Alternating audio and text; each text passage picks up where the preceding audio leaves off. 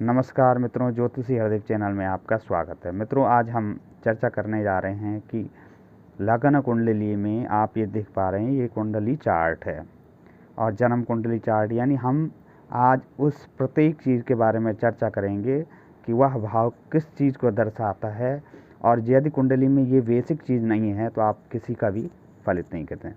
किसी फलां व्यक्ति ने कहा है कि मेरी कुंडली में देखिए सुख कितना है, मेरी कुंडली में देखिए वाहन सुख कितना है, तो निश्चित तौर पर हम उसी चीज़ का डेफिनेटली वही फल बता सकते हैं। लेकिन यदि हमें उस भाव के बारे में जानकारी नहीं होगी तो हम कैसे बताएं। नमस्कार मित्रों, यदि आपने मेरे YouTube चैनल को सब्सक्राइब नहीं किया, प्लीज़ सब्सक्राइब करें, शेयर करें और कमेंट्स ज़रूर करें। कैसी लगी वीडियो, चलिए आज चर्चा करते हैं। मित्रों देखिए, ये आप देख पा रहे हैं कि पहला भाव मैंने लिखा है कि यानी पहला भाव यानी शरीर। इंसान का जो शरीर होता है वह पूरे पहले भाव से हम पता कर सकते हैं, यानी उसमें किस भाव यानी किस राशि का लक्षण है, कैसा शरीर है, गिट्ठा शरीर है, लंबा शरीर है, गोरा चिट्टा कद काठी का पूरा प्रयोग बता सकते हैं।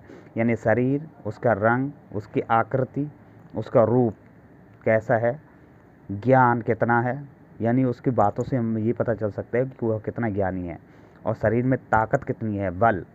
मस्तिष्क कैसा है, यानी तीव्र, तीक्ष्ण, सोचने समझने देखने में कितना अच्छा लगता है। विवेक यानी विवेकशील है। उसके बाद शील, उसके गुण हो गए, गौरव, स्वभाव, विनम्रता। ये सारी चीज़ हम इस पहले भाव से देखते हैं। मित्रों, यदि यह पहले भाव में हमें इन चीज़ों के बारे में जानकारी है तो हम इसका फल लगा सकते हैं। दूसरा देखेंगे आप कि जो दूसरा भाव है, यानी 2 नंबर लिखा है, नंबर कुछ भी हो सकता है, नंबर पे मत जाइए आप, ये भाव नंबर लिखे हैं इसलिए इसे भाव से ही देखें। पर दूसरा भाव यानी धन, यानी उसके जीवन में कितना धन कमाएगा। धान्य यानी धन संपदा कितनी होगी। कुटुंब परिवार, यानी परिवार में कैसी बनेगी उसका कितना बड़ा परिवार है। मृत्यु भी देखी जाती है इस भाव से। संपत्ति, उसके बाद उसके कितनी संपत्ति है, उसके बाद सत्य असत्य, यानी झूठ कितना बोलता है, सच कितना बोलता है। दानशील है वो, उसकी वाणी कैसी है, यानी वाणी में किसी की वाणी में बड़ी तीखता होती है, कटुता होती है और करकरासपन होता है, और किसी वाणी में बड़ो मिठासपन होता है। तो ये सारी चीज़ हम यहाँ से देख सकते हैं। उसके बाद दाहिनी आँख के बारे, यानी दाहिनी आँख जो हमारी, इस आँख के बारे में हम यहाँ से चर्चा करते हैं। यहाँ पे दायां कान लिखा है, ये गलत है, यहाँ ना जाके दाहिना कान यहाँ होगा, पर अभी हम इस चीज़ के बारे में चर्चा कर रहे हैं, तो ये दाहिनी आँख की चर्चा हम यहाँ करेंगे। उसके बाद तीसरा भाव जो होता है ये गला, यानी गले संबंधित बीमारियाँ, गला कैसा रहेगा, ये सारी चीज़ वहाँ। रोग भी देख सकते हैं। पराक्रम, यानी हर इंसान का बोलने में जिसे हम कैसे कॉन्फिडेंस वह कितना है। छोटे भाई, छोटी बहन, गुप्त रोगों का भी यह स्थान होता है। साथ ही साथ स्वास्थ्य संबंधी जो रोग होते हैं, सारी चीज़ यहाँ से देखी जाती है। उसके बाद लिखते हैं चौथा हाउस है जो कि माता, यानी मातृ हाउस कहते हैं इसे। और उसके बाद माता के बारे में हम यहाँ से उससे का फलित कर सकते हैं। सुख सुविधाएं कितनी उसके पास है, या जीवन में जितनी भी सारी सुख सुविधाएं हैं यहाँ से देख सकते हैं। उसका अपना घर होगा कि नहीं होगा, उसकी भूमि अपनी, उसके पास अपनी भूमि होगी कि नहीं होगी, कितनी उसके पास अचल संपत्ति है। हालांकि ऐसा संपत्ति का धन का ये हाउस भी बताया है, लेकिन ये अचल संपत्ति का है।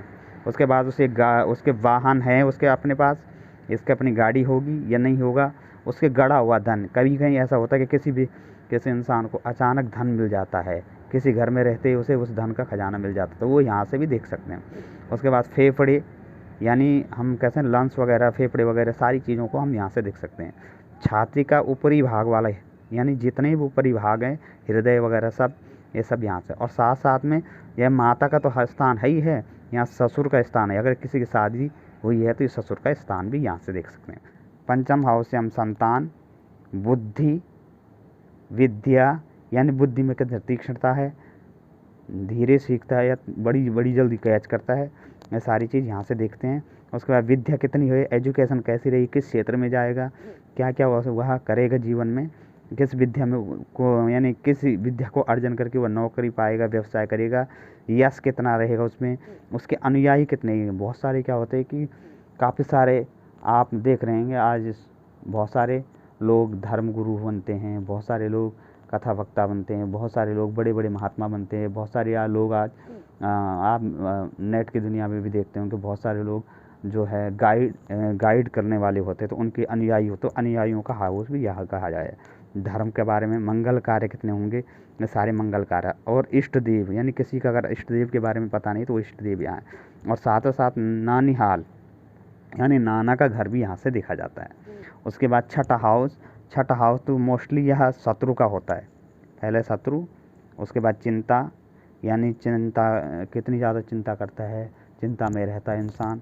रोग, यानी रोग का भी है।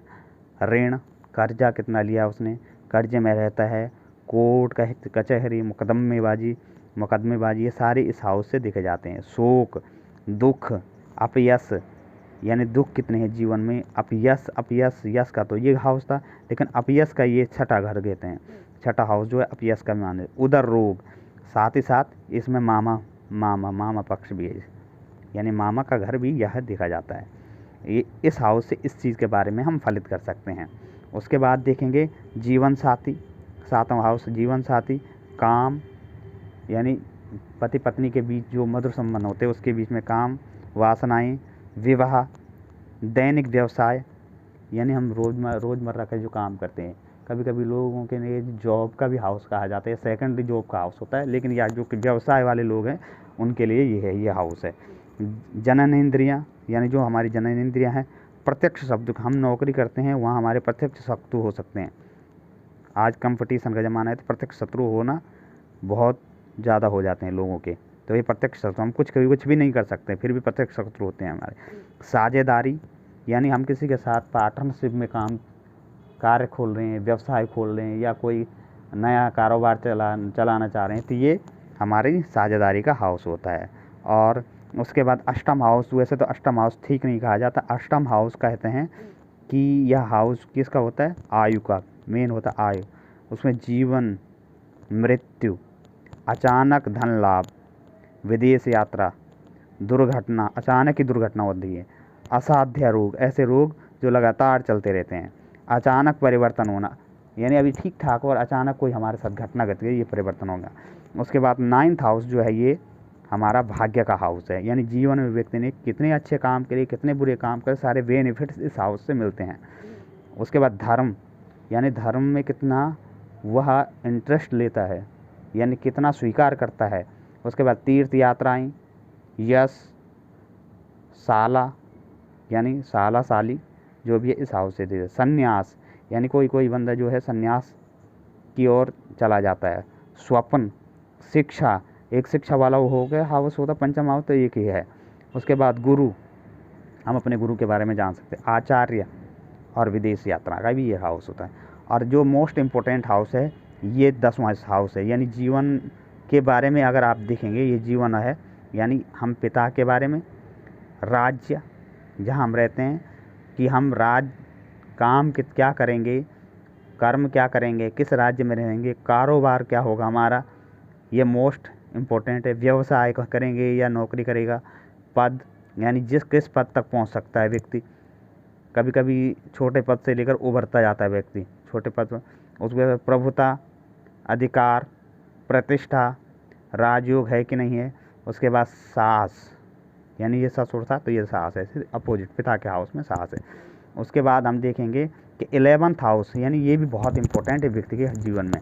11th हाउस में हम सबसे ज़्यादा पहले देखेंगे इनकम वाला हाउस।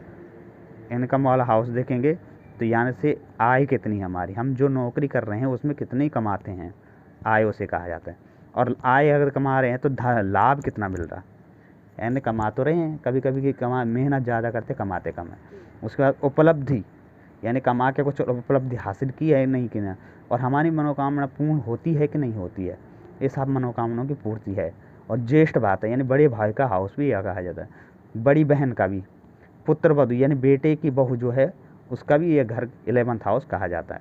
उसके बाद और एक और इम्पोर्टेंट हाउस है जीवन में कि व्यय, यानी हमने जो कमाया है 12वें हाउस में वह हम ज़्यादा खर्च कर रहे हैं या कम खर्च कर रहे हैं। कभी कभी क्या होता है कि हमारे कमा तो 20-25 हज़ार रुपये में है, लेकिन हमारे खर्च हमारे 40 हज़ार रुपये हो रहे हैं। कभी कभी कमा रहे हैं हम 200 रुपये रोज़ के, खर्च हो रहे हैं हमारे 250 रुपये, यानी व्यय ज़्यादा है। कभी कभी क्या होता है कि कमाते कम हैं, ज़्यादा खर्च होता है, कभी ऐसा होता है कि खर्च कम होता है जमा होते जाते हैं, तो वो सेविंग हो जाती है हमारी। मोक्ष का हानि, हमारी क्या हानि, यानी इसके आधार पे ये हानि है। विदेश यात्रा, कोर्ट कचहरी मुकदमा, अस्पताल जाना, मृत्यु, बाईं आँख, और साथ साथ हमने इसको क्या करे थे, ये दाएं बाईं कान है, ये कान का हाउस भी है, बायां कान है ये। तो मित्रों कैसी लगी वीडियो? अगर पसंद आई सब्सक्राइब करें, शेयर करें। धन्यवाद।